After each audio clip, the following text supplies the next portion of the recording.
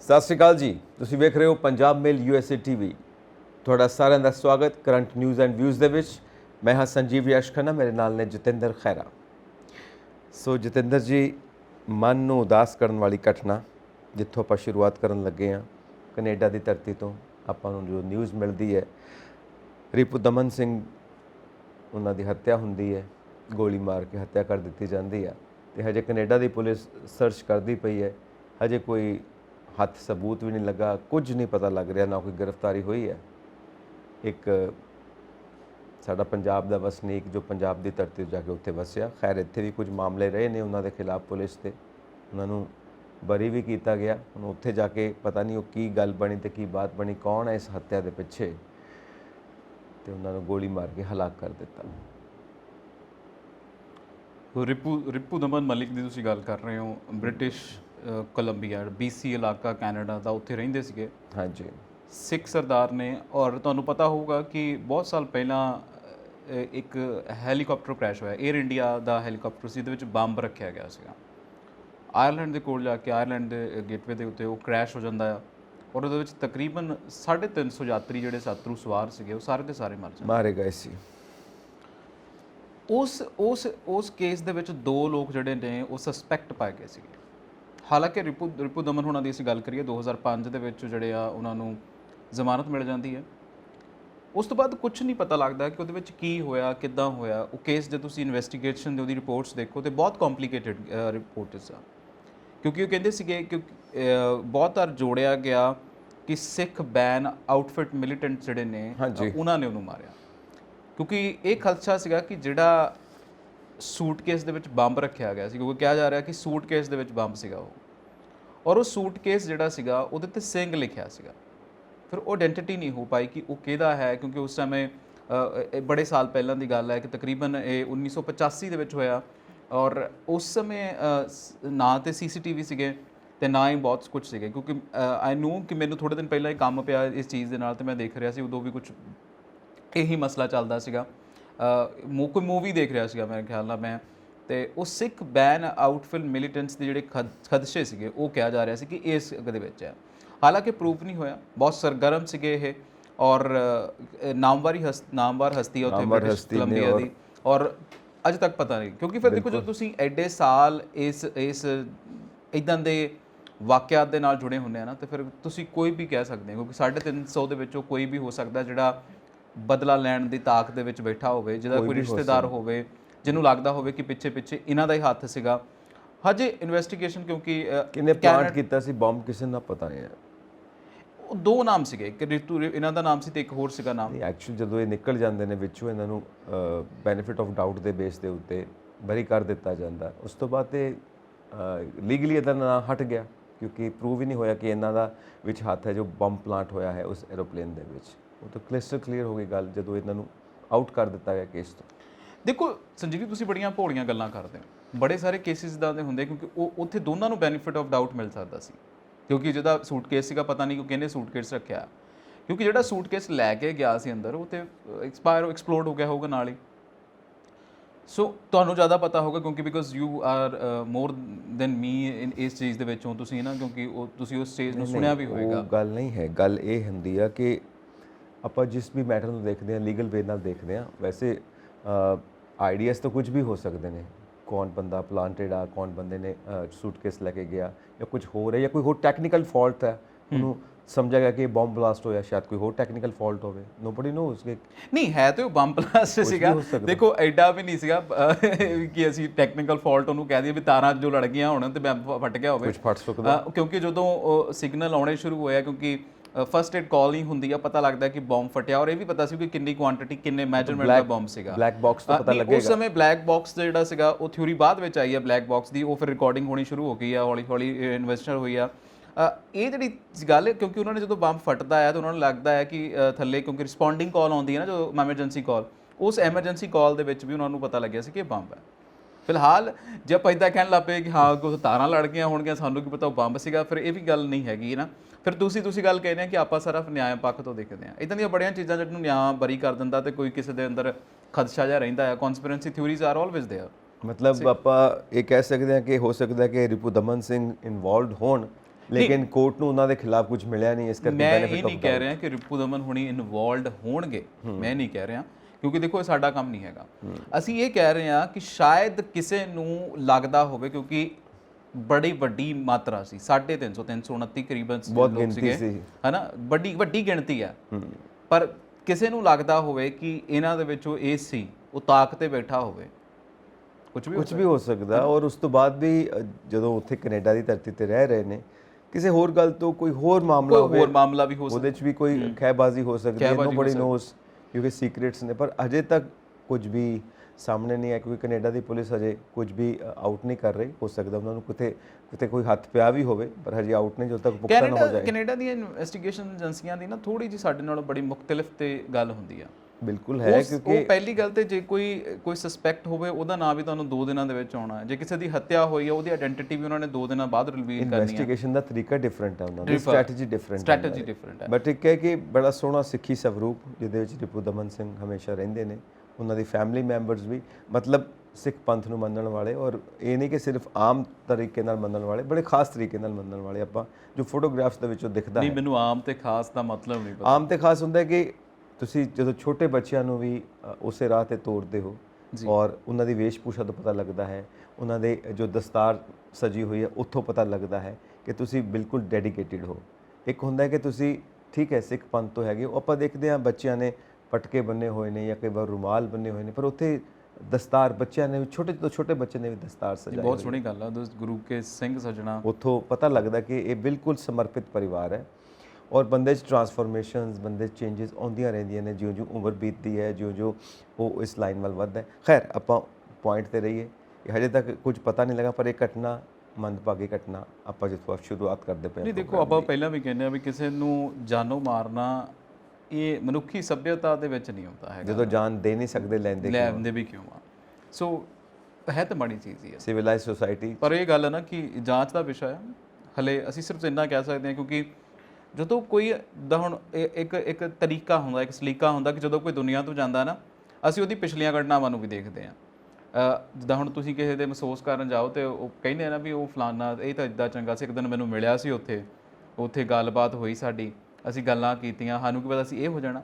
ਹੁਣ ਰਿਪੂ ਦਮਨ ਹੁਣਾਂ ਦੇ ਨਾਲ ਵੀ ਇੱਦਾਂ ਹੀ ਆ ਕਿ ਉਹ ਕੇਸ ਜਿਹੜਾ ਸੀਗਾ, ਚਾਹੇ ਉਹ ਬਰੀ ਜ਼ਮਾਨਤ ਸੀਗੇ, ਬਰੀ ਸੀਗੇ, ਉਹ ਕੇਸ ਦਾ ਪਰਛਾਵਾਂ ਤੇ ਪੈਂਦਾ ਹੀ ਆ ਨਾ। ਫਿਰ ਜਿਹੜੀਆਂ ਆਪਾਂ ਕਹਿੰਦੇ ਆ ਕਿ ਇੱਕ ਥਿਊਰੀਆਂ ਜਿਹੜੀਆਂ ਚੱਲਦੀਆਂ, ਉਹ ਥਿਊਰੀਆਂ ਉੱਤੇ ਵੀ ਚੱਲਦੀਆਂ, ਚਾਹੇ ਉਹਦੇ ਵਿੱਚੋਂ ਕੁਝ ਹੋਵੇ ਚਾਹੇ ਨਾ ਹੋਵੇ। ਉਹ ਥਿਊਰੀਆਂ ਚੱਲਣੀਆਂ ਵੀ ਲਾਜ਼ਮੀ ਨੇ, ਕਿਉਂਕਿ ਜਦੋਂ ਕੇਸ ਨੂੰ ਤੁਸੀਂ ਇਨਵੈਸਟੀਗੇਟ ਕਰਨਾ, ਕਿਸੇ ਪਾਸਿਓਂ ਕਿਸੇ ਸਿਰੇ ਤੋਂ ਸ਼ੁਰੂ ਤਾਂ ਕਰਨਾ ਪੈਣਾ ਨਾ। ਵਾਕਈ ਉਹ ਫਿਰ ਕਿੱਥੋਂ ਆਏਗਾ? ਪਿਛੋਕੜ ਤੁਹਾਡੀ ਹਿਸਟਰੀ ਤੋਂ।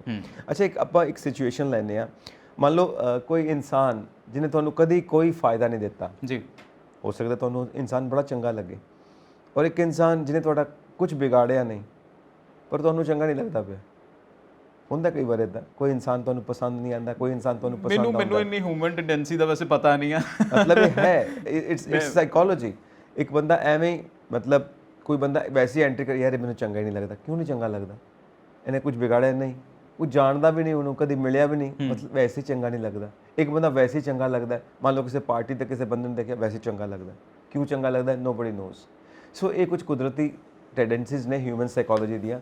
ਕੋਈ ਵੀ ਰੀਜ਼ਨ ਹੋ ਸਕਦਾ। ਮੈਂ ਸਿਰਫ ਇਹ ਐਸਪੈਕਟ ਇਸ ਕਰਕੇ ਦੇ ਰਿਹਾ ਹਾਂ ਕਿ ਖਾਰ ਖਾਣਾ, ਜੈਲਸ ਕਰਨਾ, ਮਾਰਨ ਦਾ ਕੋਈ ਵੀ ਰੀਜ਼ਨ ਹੋ ਸਕਦਾ ਹੈ। ਹੋ ਸਕਦਾ ਉਹਨਾਂ ਦੇ ਪਿਛਲੇ ਕੇਸ ਨਾਲੋਂ ਕੋਈ ਵੀ ਚੀਜ਼ ਤਾਲੁਕ ਨਾ ਰੱਖਦੀ ਹੋਵੇ, ਐਵੇਂ ਕੋਈ ਬੰਦਾ, ਨਹੀਂ ਕੁਝ ਵੀ ਹੋ ਸਕਦਾ। ਦੇਖੋ ਹਲੇ ਇਨਵੈਸਟੀਗੇਸ਼ਨ ਨਾਲ ਸੰਜੀਵ ਜੀ ਕੀ ਪਤਾ, ਹੋ ਸਕਦਾ ਵੀ ਕਿਤੇ ਜਾਂਦੇ ਹੋਏ ਕਿਸੇ ਨਾਲ ਬੋਲੇ ਕਿ ਉਹਨੇ ਲੈ ਲਿਆ, ਕੁਝ ਵੀ ਹੋ ਸਕਦਾ। Anything can happen. ਤੁਸੀਂ ਕੋਈ ਗੱਲ ਕੀਤੀ, ਅਸੀਂ ਉਹ ਚੀਜ਼ਾਂ ਦੇ ਉੱਤੇ ਨਹੀਂ ਕਰਦੇ ਹੈਗੇ। ਅਸੀਂ ਇਹ ਕਹਿੰਦੇ ਹਾਂ ਕਿ ਜਾਂਚ ਦਾ ਵਿਸ਼ਾ ਆ। ਇਹ ਹੋ ਸਕਦਾ ਸੀ ਜਿਹੜੀ, ਕਿਉਂਕਿ ਆਪਾਂ ਕਹਿੰਦੇ ਕਿ ਜਦੋਂ ਬੰਦਾ ਕਿਸੇ ਪੱਖ ਦੇ ਨਾਲ ਜੁੜਿਆ ਹੋਵੇ ਨਾ, ਉਹਨੂੰ ਵੀ ਦੇਖਣਾ ਪੈਂਦਾ ਇਨਵੈਸਟੀਗੇਸ਼ਨ ਲੈਣ। ਬਿਲਕੁਲ ਸਹੀ ਗੱਲ ਆ। ਕਿਉਂਕਿ ਕਈ ਵਾਰ ਤੁਸੀਂ ਕੋਈ ਗੱਲ ਕਹਿੰਦੇ ਹੋ, ਤੁਸੀਂ ਕਿਸੇ ਹੋਰ ਤਰੀਕੇ ਨਾਲ ਗੱਲ ਕਹਿੰਦੇ ਹੋ, ਅਗਲਾ ਕਿਸੇ ਹੋਰ ਤਰੀਕੇ ਨਾਲ ਉਹਨੂੰ ਲੈ ਕੇ ਗੁੱਸਾ ਕਰ ਜਾਂਦਾ।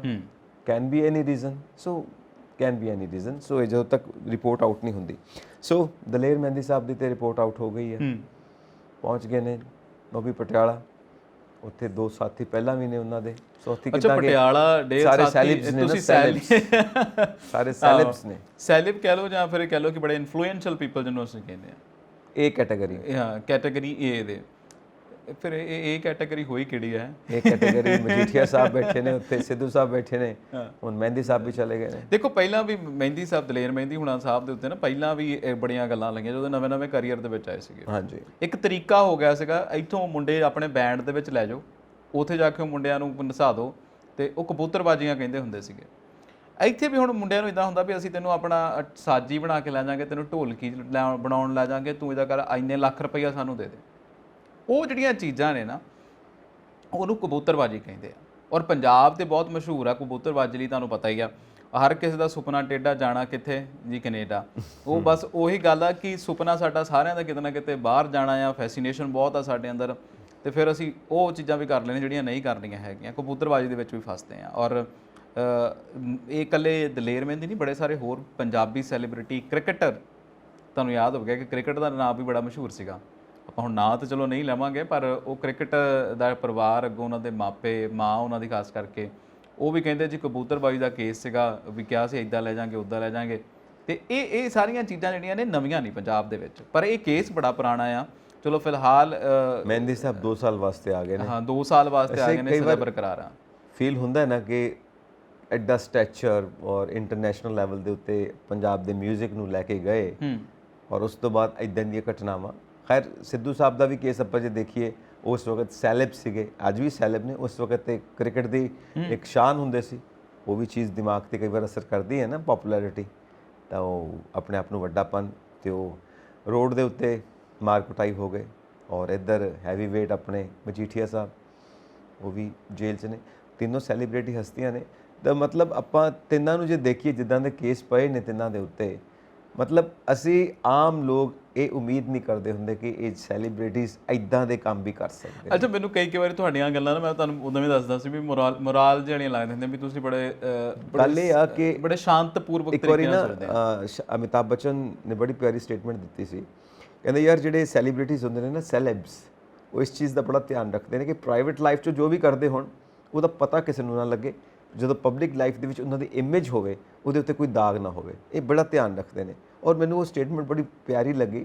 ਪੂਰੀ ਦੁਨੀਆ ਦੇ ਵਿੱਚ ਇਹੀ ਚੀਜ਼ ਹੈ, you must B politically correct, ਠੀਕ ਹੈ ਨਾ। ਬਾਕੀ ਪਰ ਤੁਸੀਂ ਇਹ ਸੇਮ ਚੀਜ਼ ਕਰਦੇ ਆ, ਮੈਂ ਤੁਹਾਨੂੰ ਕਹਾਂ ਮੈਂ ਵੀ ਸੇਮ ਚੀਜ਼ ਕਰਦਾ। ਤੁਹਾਨੂੰ ਮੈਂ ਸੋਚ ਪੁੱਛਾਂ ਵੀ ਤੁਹਾਨੂੰ ਔਨ ਕੈਮਰਾ ਪੁੱਛਾਂ ਵੀ ਤੁਹਾਨੂੰ ਇਹ ਕਿਹੜਾ, ਤੁਸੀਂ ਇੰਨੀ ਗੱਲ ਗੋਲਮੋਲ ਕਰ ਜਾਂਦੇ, ਮੈਨੂੰ ਲੱਗਦਾ ਨਹੀਂ ਹੁੰਦਾ ਵੀ ਮੇਰੇ ਨਾਲ ਸੰਜੀਵ ਜੀ ਬੈਠੇ ਆ। ਗੋਲਮੋਲ ਨਹੀਂ ਕਰਦਾ ਮੈਂ, ਐਕਚੁਅਲੀ ਆਸਪੈਕਟਸ ਦੇਖਦਾ ਹੁੰਦਾ, ਕਿਉਂਕਿ ਆਪਾਂ ਉਹਦੇ ਕੋਲ ਬੈਠੇ ਨਹੀਂ, ਉਸ ਬੰਦੇ ਕੋਲ ਨਾ। ਆਪਾਂ ਉਹਨਾਂ ਨੂੰ ਪਰਸਨਲੀ ਕਿ ਸ਼ਾਮ ਨੂੰ ਬਹਿ ਕੇ, ਜਿਵੇਂ ਮੈਂ ਤੁਹਾਡੇ ਨਾਲ ਕਾਫੀ ਪੀ ਲਵਾਂ ਤੇ ਉਹਨਾਂ ਨਾਲ ਜਾ ਕੇ ਆਪਾਂ ਬਹਿ ਕੇ ਕਾਫੀ ਪੀਣੀ, ਇਦਾਂ ਦੀ ਵੀ ਗੱਲ ਨਹੀਂ ਹੈਗੀ। ਆਪਾਂ ਉਹਨਾਂ ਨੂੰ ਸਿਰਫ ਇੰਨਾ ਕੀ ਜਾਣਦੇ ਹਾਂ ਜਿੰਨੀਆਂ ਕਿ ਨਿਊਜ਼ ਉਹਨਾਂ ਦੀਆਂ ਪਹੁੰਚਦੇ ਨੇ, ਤਾਂ ਉਹਨਾਂ ਨਿਊਜ਼ ਦੇ ਆਪਾਂ ਜ਼ਰੀਏ ਵੱਖ-ਵੱਖ ਆਸਪੈਕਟਸ ਦੇਖ ਕੇ 360 ਡਿਗਰੀ ਤੋਂ ਵੀ ਕੀ ਹੋ ਸਕਦਾ ਐਨਾਲਿਸਿਸ ਕਰਦੇ ਹਾਂ। ਉਹ ਐਨਾਲਿਸਿਸ ਇਹੀ ਨਿਕਲਦਾ ਕਿ ਜੋ ਆਪਾਂ ਐਕਸਪੈਕਟ ਕਰਦੇ ਹਾਂ ਨਾ, ਮੋਰਲ ਹੋਣਾ ਚਾਹੀਦਾ ਕਿ ਤੁਸੀਂ ਸੈਲੀਬ੍ਰਿਟੀ ਹੋ, ਤੁਸੀਂ ਪਬਲਿਕ ਫਿਗਰ ਹੋ, ਤੁਹਾਨੂੰ ਦੇਖ ਕੇ ਪਬਲਿਕ ਤੁਹਾਡੀ ਨਕਲ ਕਰੇ। ਤੁਸੀਂ, ਕਿਉਂਕਿ ਆਪਾਂ ਪੁਰਾਣੇ ਲੋਕਾਂ ਨੂੰ ਜਾਣਦੇ ਹਾਂ ਨਾ, ਜਿਹੜੇ ਜਿਹਨਾਂ ਨੂੰ ਆਪਾਂ ਕਹਿੰਦੇ ਹਾਂ ਕਿ ਬੜੇ ਅੱਛੇ ਮੋਰਲ ਦੇ ਸੀਗੇ। ਸਾਰੀਆਂ ਕੰਟਰੀਜ਼ ਦੇ ਵਿੱਚ ਇਹ ਹਾਲ ਹੈ। ਜਿਹੜੇ ਪੁਰਾਣੇ ਨੇਤਾ ਜਾਂ ਪੁਰਾਣੇ ਫਿਲਮ ਐਕਟਰਸ ਜਾਂ ਪੁਰਾਣੀਆਂ ਪਬਲਿਕ ਫਿਗਰ ਸੀਗੀਆਂ, ਉਹ ਬੜੇ ਸੰਸਕਾਰੀ ਲੋਕ ਆਪਾਂ ਨੂੰ ਦਿਖਦੇ ਨੇ, ਠੀਕ ਹੈ ਨਾ। ਹੁਣ ਉਹਨਾਂ ਦੇ ਕੱਚੇ ਚਿੱਠੇ ਪਹੁੰਚੇ ਨੇ ਕਿ ਨਹੀਂ ਪਹੁੰਚੇ, ਇਹ ਤਾਂ ਗੱਲਾਂ ਵੱਖਰੀਆਂ, ਪਰ ਜਿੰਨਾ ਕੁ ਪਹੁੰਚਦਾ, ਪਰ ਉਹ ਕਾਫੀ ਸੰਸਕਾਰੀ ਲੱਗਦੇ ਨੇ। ਅੱਜ ਕੱਲ੍ਹ ਉਹ ਚੀਜ਼ ਨਹੀਂ, ਮਤਲਬ ਪਰਦੇ ਚੁੱਕੇ ਜਾ ਚੁੱਕੇ ਨੇ, ਸਭ ਕੁਝ ਖੁੱਲਾ ਹੈ, ਐਕਸਪੋਜ਼। ਵੈਸੇ ਪੰਜਾਬੀਆਂ ਨੂੰ ਤਾਂ ਅਮਿਤਾਭ ਬੱਚਨ ਵੀ ਸੰਸਕਾਰੀ ਨਹੀਂ ਲੱਗਦੇ, ਮੈਂ ਤੁਹਾਨੂੰ ਦੱਸਾਂ। ਬਿਲਕੁਲ ਸਹੀ ਕਹਿੰਦੇ ਹੋ, ਕਿਉਂਕਿ ਉਹ ਸਟੇਟਮੈਂਟਸ ਕਈ ਇੱਦਾਂ ਦੀਆਂ ਦਿੱਤੀਆਂ ਹੋਈਆਂ ਨੇ ਉਹਨਾਂ ਨੇ ਵੀ, ਜਿਹੜੀਆਂ ਬਿਲਕੁਲ ਮਿਆਰੀ ਨਹੀਂ ਹੈਗੀਆਂ। ਖਾਸ ਕਰਕੇ ਜਦੋਂ 84 ਦੇ ਵਿੱਚ ਐਂਟੀ ਸਿੱਖ ਰਾਈਟਸ ਹੋਏ ਨੇ, ਉਦੋਂ ਵੀ ਕਾਫੀ ਗੱਲਾਂ ਸਾਹਮਣੇ ਆਈਆਂ ਸੀ। ਖੈਰ ਉਹਦੇ ਬਾਰੇ ਹਜੇ ਕੋਈ ਪੁਖਤਾ ਜਾਣਕਾਰੀ ਹੈ, ਪੁਖਤਾ ਜਾਣਕਾਰੀ ਤਾਂ ਹੈ, BBC ਦੇ ਕੋਲ ਇਮੇजेस ਨੇ, ਹੈਗੇ ਨੇ, ਇਮੇजेस ਹੈਗੀਆਂ ਨੇ, ਪਰ ਉਹ ਸਟੇਟਮੈਂਟ ਹੁਣ ਨਹੀਂ ਲੱਭਦੀ। ਉਹੀ ਤਾਂ ਮੈਂ ਕਹਿੰਦਾ, ਇਸ ਵਕਤ ਪੁਖਤਾ ਜਾਣਕਾਰੀ ਜਾਂ ਪੁਖਤਾ ਸਬੂਤ ਨਹੀਂ, ਤੁਸੀਂ ਉਸ ਗੱਲ ਨੂੰ ਜਸਟੀਫਾਈ ਨਹੀਂ ਕਰ ਸਕਦੇ। ਬਟ ਜੇ ਪੁਰਾਣੇ ਬਜ਼ੁਰਗਾਂ ਨੂੰ ਪੁੱਛੋ ਤਾਂ ਉਹ ਕਹਿੰਦੇ ਸੀਗੇ ਇਸ ਵਕਤ ਅਸੀਂ ਉਹ ਗੱਲਾਂ ਸੁਣ ਚੁੱਕੇ ਹਾਂ, ਉਹ ਗੱਲਾਂ ਦੇਖ ਚੁੱਕੇ, ਆਪਣੀ ਅੱਖੀਂ ਆਪਣੇ ਕੰਨੀ ਸੁਣੀਆਂ। ਸੋ ਇਹ ਚਲੋ ਆਪਾਂ ਇਹ ਗੱਲਾਂ ਨਾ ਕਰੀਏ, ਆਪਾਂ ਜੇਲ੍ਹ ਤੇ ਰਹੀਏ ਕਿ ਜੇਲ੍ਹ ਅੱਜ ਕੱਲ VIP ਖਾਨਾ ਬਣ ਗਿਆ ਆ। ਆਪਾਂ ਕੱਲ ਗੱਲ ਵੀ ਕਰਦੇ ਸੀਗੇ ਪਰਸੋਂ ਘਰੇ ਵੀ, ਨਵਜੋਤ ਸਿੰਘ ਸਿੱਧੂ ਹੁਣਾਂ ਨੇ ਇੱਕ ਦਿਨ ਕਹਿੰਦੇ ਸ਼ਿਕਾਇਤ ਕੀਤੀ ਵੀ ਮੇਰਾ ਕਾਰਡ ਲੈ ਕੇ ਤੇ ਰਾਸ਼ਨ ਵੀ ਲਿਆਉਂਦੇ ਮੇਰੇ ਨਾਲ, ਤੇ ਵੀ ਮੈਂ ਤਾਂ ਖਾਣਾ ਨਹੀਂ, ਇਹ ਲੈ ਆਉਂਦੇ ਆ। ਤੇ ਮੈਂ ਕਿਹਾ ਦੇਖੋ ਨਿੱਕੀਆਂ ਨਿੱਕੀਆਂ ਗੱਲਾਂ ਤੇ ਸ਼ਿਕਾਇਤਾਂ ਹੋਣ ਡਈਆਂ, ਤੇ ਉਹ ਅਗਲੇ ਕਹਿੰਦੇ ਸਾਨੂੰ ਇਹਦਾ ਬਿਹੇਵੀਅਰ ਨਹੀਂ ਚੰਗਾ ਲੱਗਦਾ, ਇਹ ਕਹਿੰਦਾ ਜੀ ਮੈਨੂੰ ਉਹ ਨਹੀਂ ਚੰਗੇ ਲੱਗਦੇ। ਫਿਰ ਤੁਸੀਂ ਹਿਸਾਬ, ਕਹਿੰਦੇ ਐਰੋਗੈਂਟ ਨੇ। ਹਾਂ, ਉਹ ਕਹਿੰਦੇ ਜੀ ਇਹ ਥੋੜੇ ਐਰੋਗੈਂਟ ਨੇ ਔਰ ਸਾਡੇ ਨਾਲ ਸਹੀ ਸਲੀਕਾ ਨਹੀਂ ਕਰਦੇ ਸਾਡੇ ਨਾਲ, ਸਲੂਕ ਇਹਨਾਂ ਦਾ ਸਹੀ ਉਧਰ ਮਜੀਠੀਆ ਸਾਹਿਬ, ਮੈਨੂੰ ਲੱਗਦਾ ਮਜੀਠੀਆ ਸਾਹਿਬ ਜਿਵੇਂ ਆਪਣੇ ਪਬਲਿਕ ਲਾਈਫ ਦੇ ਵਿੱਚ ਹੇਲ ਮੇਲ ਹੋ ਜਾਂਦੇ ਆ, ਉਦਾਂ ਹੀ ਹੋ ਗਏ ਹੋਣੇ ਬਾਕੀਆਂ ਦੇ ਨਾਲ। ਕਿਉਂਕਿ ਇਹ ਤੇ ਮੰਨਣ ਵਾਲੀ ਗੱਲ ਆ ਕਿ ਮਜੀਠੀਆ ਸਾਹਿਬ ਬੜੇ ਫਰੈਂਡਲੀ ਜਿਹੇ ਨੇਚਰ ਦੇ ਆ ਹੈਗੇ ਨੇ, ਪਰ ਉਹ ਬੰਦਾ ਇਕੱਲਾ ਕਰੇਗਾ ਵੀ ਕੀ ਉੱਥੇ, ਕਿਸੇ ਨਾ ਕਿਸੇ ਨਾਲ ਤਾਂ ਦੋਸਤੀ ਕਰੇਗਾ ਹੀ। ਤੇ ਹੁਣ ਦਲੇਰ ਮਹਿੰਦੀ ਆ ਫਿਰ ਤੁਣਕ ਤੁਣਕ ਤੁੰ ਤਾਰਾ ਤਾਂ ਤੇ ਇਹ ਚੱਲਣ ਲੱਗ ਪਊਗਾ। ਪਰ ਇਹ ਤੁਸੀਂ ਜਿੱਦਾਂ ਗੱਲ ਕਰਦੇ ਨਾ ਮਰਾਲ ਇਹਨਾਂ ਦੇ, ਦੇਖੋ ਕੋਈ ਮਰਾਲ ਨਹੀਂ ਹੈਗਾ। ਅੱਜ ਮੈਂ ਲਲਿਤ ਮੋਦੀ ਦੀ ਫੋਟੋ ਦੇਖੀ ਸੀਗੀ, ਉਹ ਬੜੀ ਉੱਚੀ ਐਕਟਰਨੀ ਦੇ ਨਾਲ ਉਹਨੇ ਕੱਲ ਫੋਟੋ ਪਾਈ ਆ, ਕਹਿੰਦੇ ਵੀ ਅਸੀਂ ਬੜੀ ਜਲਦੀ ਵਿਆਹ ਕਰਨ ਲੱਗੇ ਆ। ਤੇ ਤੁਸੀਂ ਹਿਸਾਬ ਲਾ ਲਓ ਵੀ ਮਰਾਲ ਤੇ ਹੁਣ ਕਿਹਦਾ ਕਿੱਥੇ ਆ, ਇਦਾਂ ਦੇ ਮਰਾਲ ਤੇ ਹੁੰਦੇ ਹੀ ਨਹੀਂ। ਔਰ ਇੱਕ ਨੋਵਲ ਹੈ ਜਿਹਦੇ ਉੱਤੇ ਗॉडफादर ਫਿਲਮ ਬਣੀ ਸੀ, ਉਹਦੀ ਸ਼ੁਰੂਆਤ 'ਚ ਹੀ ਇਹ ਗੱਲ ਕਹੀ ਜਾਂਦੀ ਹੈ ਕਿ ਇੱਕ ਬਹੁਤ ਵੱਡਾ ਜਿਹੜਾ ਗ੍ਰੇਟ ਫੋਰਚੂਨ ਹੋਵੇ ਉਹਦੇ ਪਿੱਛੇ ਇੱਕ ਕ੍ਰਾਈਮ ਵੀ ਹੁੰਦਾ। ਸੋ ਇਟਸ ਮਤਲਬ ਕਿਤੇ ਨਾ ਕਿਤੇ ਉਹ ਬੰਦਾ ਰਾਈਟ ਆ, ਕਿਉਂਕਿ ਕਿਸੇ ਐਕਸਪੀਰੀਅੰਸ ਤੋਂ ਬਾਅਦ ਹੀ ਉਹਨੇ ਉਹ ਨੋਵਲ ਲਿਖਿਆ ਹੋਏਗਾ। ਖੈਰ ਆਪਾਂ ਅੱਗੇ ਵਧਦੇ ਹਾਂ। ਰਾਘਵ ਚੱਡਾ ਜੀ ਤੇ ਆਈਏ। ਵਾਕਈ ਬੜਾ ਜ਼ਬਰਦਸਤ ਬਿਆਨ ਦਿੱਤਾ ਉਹਨਾਂ ਨੇ, ਹਿਲਾ ਕੇ ਰੱਖ ਦਿੱਤੇ ਨੇ ਸਾਰੇ। ਕਹਿੰਦੇ ਜਿਹੜੇ ਸ਼ਬਦਾਂ ਨੂੰ ਤੁਸੀਂ ਕਹਿੰਦੇ ਹੋ ਕਿ ਇਹ ਨਹੀਂ ਬੋਲੇ ਜਾਣੇ ਚਾਹੀਦੇ ਪਾਰਲੀਮੈਂਟ ਦੇ ਵਿੱਚ, ਇਹ ਲੈਂਗੁਏਜ ਹੀ ਨਹੀਂ ਹੈ ਪਾਰਲੀਮੈਂਟ ਦੀ, ਉਹੀ ਸ਼ਬਦ ਤਾਂ ਅਸਲ 'ਚ ਦੱਸਦੇ ਨੇ ਕਿ ਕਾਰਗੁਜ਼ਾਰੀ ਕੀ ਹੈ ਜਿਹੜੀ ਪਾਰਟੀ ਸੈਂਟਰ 'ਚ ਬੈਠੀ ਹੋਈ ਹੈ। ਅੱਛਾ, ਬੜੇ ਸੰਸਦ ਦੇ ਵਿੱਚ ਨਾ ਇਹ ਕਹਿੰਦੇ ਵੀ ਸੰਸਦ ਦੀ ਕਾਰਵਾਈ ਦੇ ਵਿੱਚ ਆਹ ਸ਼ਬਦ ਨਹੀਂ ਵਰਤਨੇ। ਥੋੜੇ ਜਿਹੇ ਸ਼ਬਦ ਆ ਜੀ, ਮੈਂ ਇਹਨੂੰ ਥੋੜੇ ਕੁ ਯਾਦ ਆ ਵਿੱਚੋਂ, ਜੁਮਲਾਬਾਜ਼ੀ ਆ ਤੇ ਇੱਕ ਬੜੇ ਸਾਰੇ ਧੋਖਾਧੜੀ ਜਿਹੜੇ ਇੱਕ ਦੋ ਤਿੰਨ ਬੜੇ ਹੋਰ ਸ਼ਬਦ ਨੇ ਜਿਹੜੇ ਕਿ ਕਰੂੜ ਸ਼ਬਦ ਵਰਤੇ ਜਾਂਦੇ ਸੀਗੇ, ਤੇ ਉਹ ਸ਼ਬਦ ਬੈਨ ਕਰ ਦਿੱਤੇ। ਪਰ ਰਾਘਵ ਚੱਡਾ ਕਹਿੰਦੇ ਵੀ ਜੀ ਇਹ ਤਾਂ ਬੀਜੇਪੀ ਦੀ ਕਾਰਜਕਾਰੀ ਦਰਸਾਉਂਦੇ ਸੀਗੇ, ਇਹੀ ਬੈਨ ਕਰਕੇ ਰੱਖ ਦਿੱਤੇ। ਰਹਿ ਕੀ ਗਿਆ ਹੁਣ ਪਿੱਛੇ। ਪਰ ਮੈਂ ਇਹ ਸੋਚਦਾ ਹੁੰਦਾ ਵੀ ਤੁਸੀਂ ਕਿ ਜਿੰਨਾ ਮਰਜ਼ੀ ਉਹ ਕਰ ਲਓ ਬੜੀ ਸਲੀਕੇ ਦੇ ਨਾਲ, ਆਹ ਸ਼ਬਦ ਨਹੀਂ ਵਰਤਣੇ, ਤੁਹਾਨੂੰ ਨਾ ਕਹਿਣ ਦੇ ਮਤਲਬ ਤੁਸੀਂ ਨਾ ਕਹਿ ਲਓਗੇ, ਅਗਲਾ ਬਾਹਰ ਆ ਕੇ ਕਹਿ ਲੂ ਸੰਸਦ ਦੇ। ਪਿੱਛੇ ਜੇ ਚੌਂਕੀਦਾਰ ਸ਼ਬਦ ਬੜਾ ਵਰਤਿਆ, ਫਿਰ ਚੌਂਕੀਦਾਰ ਚੋਰ ਹੈ, ਇਹ ਵੀ ਬਹੁਤ ਇਹ ਵੀ ਹੋਇਆ।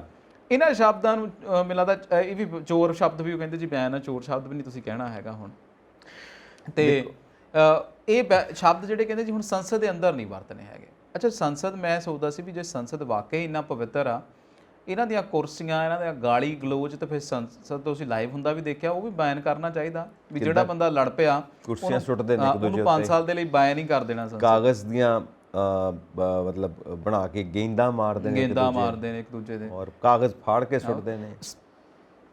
ਤੁਸੀਂ ਚਾਹੇ ਪੰਜਾਬ ਦੀ ਵਿਧਾਨ ਸਭਾ ਦੇਖ ਲਓ, ਇੱਕ ਵਾਰੀ ਆਪਾਂ ਕਰਨਾਟਕਾ ਦੀ ਵਿਧਾਨ ਸਭਾ ਵੀ ਦੇਖੀ ਸੀਗੀ, ਜਦੋਂ ਮਾਈਕ ਵੀ ਤੋੜ ਦਿੱਤੇ ਸੀ ਉਹਨਾਂ ਨੇ।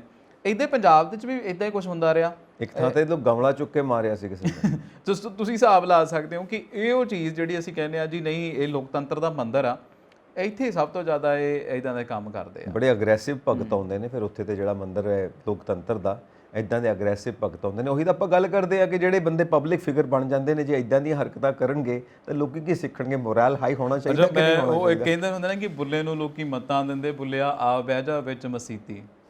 ਬੁੱਲਾ ਮੋਰਿਓ ਕਹਿੰਦਾ ਵੀ ਮੈਂ ਮੰਦਰ ਮਸੀਤ 'ਚ ਤਾਂ ਬਹਿ ਜਾਵਾਂ ਤੇ ਫਿਰ ਕੀ ਹੋਊਗਾ ਜੇ ਦਿਲੋਂ ਨਮਾਜ਼ ਨਾ ਕੀਤੀ। ਤੇ ਉਹ ਗੱਲ ਇਹ ਹੀ ਹੈ ਨਾ ਕਿ ਇਹ ਕਹਿੰਦੇ ਤਾਂ ਹੈ ਵੀ ਸਾਡੀ ਮਸੀਤ ਆ, ਪਰ ਉੱਥੋਂ ਦਿਲ ਤੋਂ ਨਮਾਜ਼ ਨਹੀਂ ਹੁੰਦੀ ਹੈਗੀ। ਉੱਥੇ ਬਹਿ ਕੇ ਤੁਸੀਂ ਆਮ ਲੋਕਾਂ ਵਾਸਤੇ ਕੀ ਕਰਦੇ ਹੋ, ਕਿੱਦਾਂ ਦੇ ਫੈਸਲੇ ਕਰਦੇ ਹੋ? ਤੁਹਾਡੇ ਤੇ ਆਪਣੇ ਝਗੜੇ ਨਹੀਂ ਮੁੱਕਦੇ, ਇੱਕ ਦੂਜੇ ਛੋਟੀਆਂ ਗੱਲੋਂ ਵਾਕ ਆਊਟ ਕਰ ਲੈਣਾ, ਫਲਾਨਾ ਕਰ ਲੈਣਾ, ਓਏ ਤੂੰ, ਇਦਾਂ ਦੇ ਸ਼ਬਦ ਵਰਤਨੇ। ਤੁਸੀਂ ਦੇਖਿਓ ਹੁਣ ਪੰਜਾਬ ਵਿਧਾਨ ਸਭਾ ਦੇ ਵਿੱਚ, ਹਲੇ ਤਾਂ ਚਲੋ ਹੁਣ ਘਟ ਗਿਆ ਥੋੜਾ ਜਿਹਾ, ਤੇ ਨਹੀਂ ਤਾਂ ਪੰਜਾਬ ਵਿਧਾਨ ਸਭਾ ਦਾ ਵੀ ਇਹੀ ਹਾਲ ਸੀ। ਬਿਲਕੁਲ ਵੀਡੀਓ ਵਾਇਰਲ ਹੁੰਦੀਆਂ ਸੀ, ਤੂੰ ਤੜਾਕ ਲੱਗੇ ਹੁੰਦੇ ਸੀ। ਤੁਸੀਂ ਵਿਸ਼ਵਾਸ ਕਰਦੇ ਹੋ ਸਾਡੇ ਚੁਣੇ ਹੋਏ ਨੁਮਾਇੰਦੇ ਨੇ ਜਿਹੜੇ ਸਾਡੇ ਘਰ ਆਉਂਦੇ ਨੇ, ਬੜੇ ਹਲੀਮੀ ਨਾਲ ਹੱਥ ਜੋੜ ਕੇ ਮੈਨੂੰ ਵੋਟ ਦਿਓ, ਦੇਸ਼ ਦੀ ਸੇਵਾ ਕਰਨ ਦਾ ਮੌਕਾ ਦਿਓ, ਮੈਨੂੰ ਸੂਬੇ ਦੀ ਸੇਵਾ ਕਰਨ ਦਾ ਮੌਕਾ ਦਿਓ, ਆਹ ਸੇਵਾ ਕਰਦੇ ਪਏ ਹੋ ਯਾਰ, ਇੱਕ ਦੂਜੇ ਦੇ ਕੁੜਤੇ ਫਾੜਦੇ ਪਏ ਹੋ ਤੁਸੀਂ। ਅੱਛਾ, ਮੇਰੇ ਸਾਡੇ ਬਜ਼ੁਰਗ ਕਹਿੰਦੇ ਹੁੰਦੇ ਸੀਗੇ ਵੀ ਮੈਂ ਕਹਿਣਾ ਵੀ ਇਹ ਤਾਂ ਬੜਾ ਬੰਦਾ ਸ਼ਰੀਕ ਆ, ਵੀ ਤੁਸੀਂ ਇਹਨੂੰ ਪਾ ਦਿਓ ਵੋਟ। ਵੀ ਮੈਂ ਤਾਂ ਦੇਖਿਆ ਵੀ ਉਹ ਪਿਛਪਰਾਲੇ ਮਹੱਲੇ ਤੋਂ ਇਹਦੇ ਹੱਥ ਜੁੜੇ ਆਉਂਦੇ, ਕਿਉਂਕਿ ਉਹਨਾਂ ਨੂੰ ਹੁੰਦਾ ਨਾ ਵੀ ਜਦੋਂ ਵੋਟ ਮੰਗਣ ਆਉਂਦੇ ਐਂ ਕਰੀ ਜਾਂਦੇ ਹੁੰਦੇ ਆ। ਕਹਿੰਦੇ ਤੂੰ ਇਹਨੂੰ ਪਸ਼ੂ ਮੋਰੇ ਖੜਾ ਕਰ ਲਈ, ਇਹਦੇ ਉੱਥੇ ਵੀ ਹੱਥ ਜੁੜੇ ਹੋਣੇ ਆ, ਇਹਨਾਂ ਨੂੰ ਪਤਾ ਹੀ ਨਹੀਂ ਲੱਗਦਾ ਕੈਂਪੇਨ 'ਚ ਕੀ ਕਰੀ ਜਾਂਦੇ ਆ। ਕਹਿੰਦੇ ਵੀ ਗੱਡੀ 'ਚ ਵੀ ਹੱਥ ਜੁੱਤੇ ਕਈ ਵਾਰੀ ਜੋੜਨਾ ਸ਼ੁਰੂ ਕਰ ਦਿੰਦੇ, ਕੋਈ ਬੰਦਾ ਕਹਿੰਦਾ ਹੈਲੋ ਤੇ ਹੱਥ ਜੋੜਨਾ ਸ਼ੁਰੂ ਕਰ ਦਿੰਦੇ ਆ।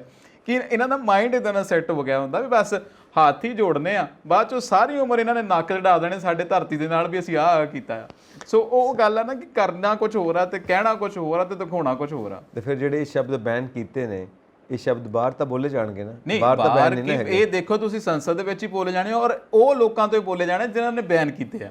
ਕੋਈ ਗੱਲ ਨਹੀਂ, ਉਹ ਡਿਕਸ਼ਨਰੀ ਲੈ ਕੇ ਕੋਈ ਨਵੇਂ ਸ਼ਬਦ ਲੱਭ ਲੈਣਗੇ ਸ਼ਾਇਦ। ਉਸ ਤਰ੍ਹਾਂ ਜਿਵੇਂ ਪਿੱਛੇ ਜੇ ਆਪਾਂ ਨਹੀਂ ਉਹ ਦੇਖਿਆ ਸੀਗਾ, ਐਡਵਰਟੀਜ਼ਮੈਂਟਸ ਦੇ ਉੱਤੇ ਬੈਨ ਕਰ ਦਿੱਤਾ ਗਿਆ ਕਿ ਤੁਸੀਂ ਕਿਸੇ ਲੀਕਵਿਡ ਦੀ, ਕਿਸੇ ਜਿਹੜਾ ਵੀ ਇੰਟੌਕਸੀਕੇਸ਼ਨ ਵਾਲੇ ਲੀਕਵਿਡਸ ਨੇ ਉਹਨਾਂ ਦੀ ਤੁਸੀਂ ਐਡਵਰਟੀਜ਼ਮੈਂਟ ਨਹੀਂ ਕਰ ਸਕਦੇ। ਮਤਲਬ ਸਿੱਧੇ ਭਾਸ਼ਾ 'ਚ ਤੁਸੀਂ ਸ਼ਰਾਬ ਦੀ ਐਡਵਰਟਾਈਜ਼ਮੈਂਟ ਨਹੀਂ ਕਰ ਸਕਦੇ। ਸ਼ਰਾਬ ਤਮਾਕੂ ਉਹਨਾਂ ਨੇ ਸ਼ਰਾਬ ਕੰਪਨੀਆਂ ਨੇ ਵਾਟਰ ਕੱਢ ਦਿੱਤਾ, ਖਾਰਾ ਸੋਡਾ, ਤੇ ਐਡਵਰਟਾਈਜ਼ਮੈਂਟ ਉਹਦੀ ਕਰਾਈ ਜਾਂਦੇ ਆ। ਨਾਮ ਬ੍ਰਾਂਡ ਤੇ ਉਹੀ ਚੱਲਦਾ ਪਿਆ ਨਾ, ਤੇ ਉੱਥੇ ਸ਼ਰਾਬ ਨਹੀਂ ਕਹਿੰਦੇ ਪਏ, ਉਹ ਖਾਰੇ ਸੋਡੇ ਦੀ ਗੱਲ ਕਰਦੇ ਪਏ ਨੇ। ਲੋਕਾਂ ਨੂੰ ਤਾਂ ਪਤਾ ਖਾਰਾ ਸੋਡਾ ਕਿੱਥੇ ਕੰਮ ਆਉਂਦਾ। ਲੋਕੀ ਤਾਂ ਬਹੁਤ ਸਿਆਣੇ ਨੇ। ਕੰਨ ਫੜਨਾ ਵੀ ਇਧਰੋਂ ਦੀ ਨਹੀਂ ਤਾਂ ਇਧਰੋਂ ਫੜ ਲਓ ਨਾ। ਬਿਲਕੁਲ ਜੀ, ਉਹ ਸਮਝਦਾਰ ਲੋਕਾਂ ਨੂੰ ਇਸ਼ਾਰਾ ਬਹੁਤ ਹੁੰਦਾ, ਉਹ ਇਸ਼ਾਰਾ ਦੇ ਦਿੰਦੇ ਨੇ ਆਪਣੀ ਐਡਵਰਟਾਈਜ਼ਮੈਂਟ ਦੇ ਵਿੱਚ, ਫਿਰ ਉਹ ਕੋਈ ਹੋਰ ਸ਼ਬਦ ਲੱਭ ਲੈਣਗੇ, ਉਹ ਇਸਤੇਮਾਲ ਕਰਨਗੇ। ਸ਼ਾਇਦ ਰਾਘਵ ਚੱਡਾ ਦਾ ਬਿਆਨ ਗਲਤ ਹੋ ਜਾਵੇ ਉੱਥੇ ਕਿ ਨਹੀਂ ਜੀ ਸ਼ਬਦ ਨਵੇਂ ਲੱਭ ਲਏ ਗਏ ਨੇ, ਆਪਾਂ ਉਹ ਕਮੀ ਨਹੀਂ ਆਣ ਦੇਣੀ। ਹੁਣ ਬਿਆਨ ਦੀ ਗੱਲ ਨਹੀਂ ਹੈਗੀ, ਗੱਲ ਇਹ ਹੈਗੀ ਕਿ ਤੁਸੀਂ ਬੈਨ ਕਰਨ ਦੇ ਹੋ ਤੇ ਬਾਅਦ 'ਚ ਤੁਸੀਂ ਆਪ ਹੀ ਉਹਦੇ ਟਿਕਣਾ ਨਹੀਂ ਆ। ਅੱਗੇ ਚੱਲਦੇ ਹਾਂ। ਗੱਲ ਇਹ ਹੈ ਨਾ, ਕਿਸੇ ਚੀਜ਼ ਨੂੰ ਬੈਨ ਕਰ ਦੋ ਨਾ, ਉਹਦੀ ਨਵੀਂ ਮਾਰਕੀਟ ਕ੍ਰੀਏਟ ਹੋ ਜਾਂਦੀ ਹੈ, ਉਹਨੂੰ ਬਲੈਕ ਮਾਰਕੀਟ ਆਪਾਂ ਕਹਿੰਦੇ ਹਾਂ। ਚਲੋ ਅੱਗੇ ਚੱਲਦੇ ਹਾਂ ਜੀ। ਹਾਈ ਕੋਰਟ ਨੇ ਕਿਹਾ ਜੀ ਮਜੀਠੀਆ ਸਾਹਿਬ ਨੂੰ ਤੁਹਾਡੀ ਜਿਹੜੀ ਉਹ ਪਟੀਸ਼ਨ ਹੈ ਨਾ, ਉਹਦੇ ਉੱਤੇ ਸੁਣਵਾਈ ਨਹੀਂ, ਕਿਉਂਕਿ ਕੋਈ ਵੀ ਜੱਜ ਉਹਨਾਂ ਦੇ ਕੇਸ ਦੇ ਵਿੱਚ ਇੰਟਰਸਟਿਡ ਨਹੀਂ ਹੈ, ਉਹ ਇਨਵੋਲਵ ਨਹੀਂ ਹੋਣਾ ਚਾਹੁੰਦਾ। ਹੁਣ ਸ਼ਾਇਦ ਚੀਫ ਜਸਟਿਸ ਸਾਹਿਬ ਕੋਲ ਚਲਾ ਜਾਏਗਾ ਕੇਸ, ਉਹ ਅੱਗੋਂ ਫਿਰ ਕਿਸੇ ਹੋਰ ਨੂੰ ਰੈਫਰ ਕਰਨਗੇ। ਤਾਂ ਜਦੋਂ ਤੱਕ ਕੇਸ ਦੇ ਉੱਤੇ ਸੁਣਵਾਈ ਨਹੀਂ ਹੁੰਦੀ, ਉਦੋਂ ਤੱਕ ਮਜੀਠੀਆ ਸਾਹਿਬ ਨੂੰ ਜੇਲ੍ਹ 'ਚ ਰਹਿਣਾ ਪੈਣਾ। ਪਤਾ ਗੱਲ ਕੀ ਆ, ਪਿਛਲੇ ਦਿਨੀ ਸੁਣਵਾਈ ਹੋਈ ਤੇ ਜਸਟਿਸ ਮਸੀਹ ਨੇ ਨਾ ਫੈਸਲਾ ਆਪਣੇ ਕੋਲੇ ਪੈਂਡਿੰਗ ਰੱਖ ਲਿਆ। ਫਿਰ ਉਸ ਤੋਂ ਬਾਅਦ ਉਹ ਫੈਸਲਾ ਕਹਿੰਦੇ ਜੀ ਅੱਗੇ ਤੋਰ ਦਿੱਤਾ, ਉਹਨਾਂ ਨੇ ਕੇਸ ਹੀ ਕਿਸੇ ਅੱਗੇ ਬੰਨੇ ਤੋਰਤਾ ਵੀ ਕਹਿੰਦੇ ਮੈਂ ਤਾਂ ਫੈਸਲਾ ਦੇਣਾ ਨਹੀਂ।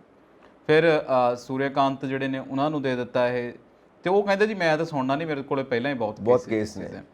ਹੁਣ ਫਿਰ ਕਹਿੰਦੇ ਹੁੰਦੇ ਨਾ ਕਿ ਇਹ ਆ ਕਿ ਜਦੋਂ ਤੁਹਾਨੂੰ ਮਾੜਾ ਤੁਹਾਡਾ ਟਾਈਮ ਆਉਂਦਾ ਨਾ, ਫਿਰ ਇਦਾਂ ਦੀਆਂ ਚੀਜ਼ਾਂ ਤੁਹਾਡੇ ਨਾਲ ਹੁੰਦੀਆਂ। ਪਹਿਲਾਂ ਵੀ ਉਹਨਾਂ ਦੀ ਬੇਲ ਬੜੀ ਵਾਰੀ ਹੋ ਗਈ ਆ।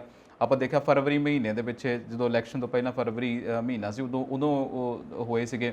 ਇਲੈਕਸ਼ਨ ਤੋਂ ਬਾਅਦ ਫਰਵਰੀ ਜਦੋਂ ਖਤਮ ਹੋਇਆ, ਫਰਵਰੀ 'ਚ ਇਹ ਗ੍ਰਿਫਤਾਰ ਹੋ ਗਏ। ਹਾਂਜੀ, ਉਹਦੇ ਹੁਣ ਉੱਦਾਂ ਹੀ ਚੱਲੀ ਜਾਂਦੇ ਆ। ਹੁਣ ਹਾਲਾਂਕਿ ਇਹਨਾਂ ਦੀ ਟੀਮ ਕਹਿੰਦੀ ਆ ਕਿ ਅਸੀਂ ਸੁਪਰੀਮ ਕੋਰਟ ਜਾਵਾਂਗੇ, ਹੁਣ ਦੇਖਦੇ ਆ ਵੀ ਸੁਪਰੀਮ ਕੋਰਟ ਇਹਨਾਂ ਨੂੰ ਕੀ ਕਹਿੰਦਾ ਆ।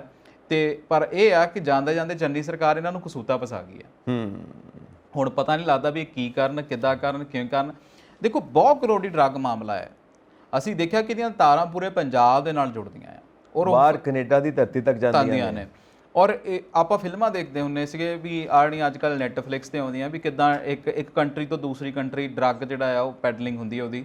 ਪਰ ਆਵਾਤ ਪਹਿਲੀ ਵਾਰੀ ਵੇਖਿਆ ਵੀ ਇਹ ਤਾਂ ਬੜੇ ਉੱਚੇ ਲੈਵਲ ਦੇ ਉੱਤੇ ਚੀਜ਼ਾਂ ਹੋਣ ਡਈਆਂ। ਔਰ ਦੇਖੋ ਨਾ, ਮਾਹਿਰ ਇਹ ਵੀ ਮੰਨਦੇ ਨੇ ਕਿ ਜੇ ਸਮਾਂ ਰਹਿੰਦੇ, ਜਦੋਂ ਇਹ ਵਜ਼ਾਰਤ ਸੀਗੇ, ਜਦੋਂ ਅਕਾਲੀ ਗਵਰਨਮੈਂਟ 2 ਵਾਰ ਰਿਪੀਟ ਹੋਈ ਹੈ, ਉਸ ਵੇਲੇ ਵੀ ਇਹ ਗੱਲਾਂ ਉੱਠਦੀਆਂ ਸੀ। ਜੇ ਉਸ ਵੇਲੇ ਨਜਿੱਠ ਲਈਆਂ ਜਾਂਦੀਆਂ ਤੇ ਅੱਜ ਸ਼ਾਇਦ ਇੱਦਾਂ ਦੇ ਪੰਗੇ ਨਾ ਪੈਂਦੇ, ਉਹ ਵੇਲੇ ਰਹਿੰਦੇ ਹੀ ਉਹ ਨਜਿੱਠ ਲੈ ਜਾਂਦੇ। ਤੇ ਨਾਲ ਹੋ ਸਕਦਾ ਕਿ ਨਜਿੱਠ ਲੈ ਜਾਂਦੇ ਤਾਂ ਆ ਦਾਗ ਵੀ ਨਾ ਲੱਗਦੇ, ਜਿਹੜੇ ਭਾਵੇਂ ਹਜੇ ਪ੍ਰੂਵ ਨਹੀਂ ਹੋਏ, ਪਰ ਲੋਕਾਂ ਨੇ ਕਹਿਣਾ ਸ਼ੁਰੂ ਕਰ ਦਿੱਤਾ ਕਿ ਕੋਈ ਨਾ ਕੋਈ ਮਾਮਲਾ ਹੋਏਗਾ ਜੀ, ਤਾਂ ਹੀ ਤਾਂ ਗੱਲ ਬਣਦੀ ਵੀ, ਕਿਉਂਕਿ ਲੋਕਾਂ ਨੂੰ ਪਤਾ ਜਿੰਨੇ ਮੂੰਹ ਉਨੀਆਂ ਗੱਲਾਂ। ਉਹ ਵੀ ਲੋਕੀ ਤਾਂ ਸ਼ਰੇਆਮ ਕਹਿੰਦੇ ਸੀਗੇ, ਕੁਝ ਲੀਡਰ ਵੀ ਕਹਿੰਦੇ ਸੀ, ਬਾਅਦ ਵਿੱਚ ਉਹ ਮਾਫੀਆਂ ਮੰਗੇ। ਇਹ ਕਿਤੇ ਨਾ ਕਿਤੇ ਲੋਕੀ ਕਹਿੰਦੇ ਆ ਕਿ ਇਹ ਇਨਵੋਲਵ ਸੀਗੇ, ਉਹ ਕਹਿੰਦੇ ਜੀ ਅਸੀਂ ਨਹੀਂ ਗਏ। ਲੋਕਾਂ ਦੇ ਕਹਿਣ ਤੇ ਨਹੀਂ, ਹੁਣ ਤਾਂ ਪ੍ਰੂਫ ਵੀ ਹੋ ਗਿਆ ਇਨਵੋਲਵ ਆ, ਤਾਂ ਹੀ ਤਾਂ ਸਜ਼ਾ ਕੱਟਣ ਦੇ ਜੇ। ਦੇਖੋ ਗੱਲ ਇਹ ਆ, ਜੇ ਸਮਾਂ ਰਹਿੰਦੇ ਸਾਰੀ ਗੱਲ ਕਲੀਅਰ ਹੋ ਜਾਂਦੀ ਤਾਂ ਹੋ ਸਕਦਾ ਕਿ ਜਿਹੜਾ ਇਹ ਮਾੜਾ ਹਾਲ ਹੋਇਆ ਇਲੈਕਸ਼ਨਸ ਦੇ ਵਿੱਚ ਸ਼੍ਰੋਮਣੀ ਅਕਾਲੀ ਦਲ ਦਾ, ਸ਼ਾਇਦ ਇਹ ਮਾੜਾ ਹਾਲ ਨਾ ਹੋਇਆ ਹੁੰਦਾ। ਦੇਖੋ ਇਹਨਾਂ ਨੇ ਸੰਜੀਵ, ਫਿਰ ਤੁਸੀਂ ਭੋਲੀਆਂ ਗੱਲਾਂ ਤੇ ਆ ਗਏ ਆ। ਫਿਰ ਮੈਂ ਭੋਲੀਆਂ ਗੱਲਾਂ ਤੇ ਆ ਗਿਆ, ਕਿਉਂਕਿ ਦੇਖੋ ਜਿੰਨੇ ਪੈਸੇ ਇਹਨਾਂ ਨੂੰ ਇਹ ਤੋਂ ਮਿਲਦੇ ਆ, ਜਿੰਨੇ ਪੈਸੇ ਇਦਾਂ ਦੇ ਕੰਮਾਂ ਤੋਂ ਮਿਲਦੇ ਆ, ਕਿਤੇ ਆਮ ਲੋਕਾਂ ਨੇ ਪੈਸੇ ਦੇ ਦੇਣੇ ਸੀ ਉਹਨੇ। ਆਮ ਲੋਕਾਂ ਨੇ ਤਾਂ ਸਗੋਂ ਲੈਣੇ ਸੀ ਜੀ, ਕਹਿਣਾ ਸਰਕਾਰ ਤੁਹਾਨੂੰ ਬਣਾ ਕੇ ਦਿੱਤੀ, ਹੁਣ ਸਾਡੇ ਤੇ ਖਰਚੋ। ਇਹ ਕਹਿੰਦੇ ਨੇ ਨਾ ਰਾਜ ਨਹੀਂ ਸੇਵਾ, ਹੁਣ ਇਹ ਸੇਵਾ ਇਦਾਂ ਕਰਨੀ ਆ।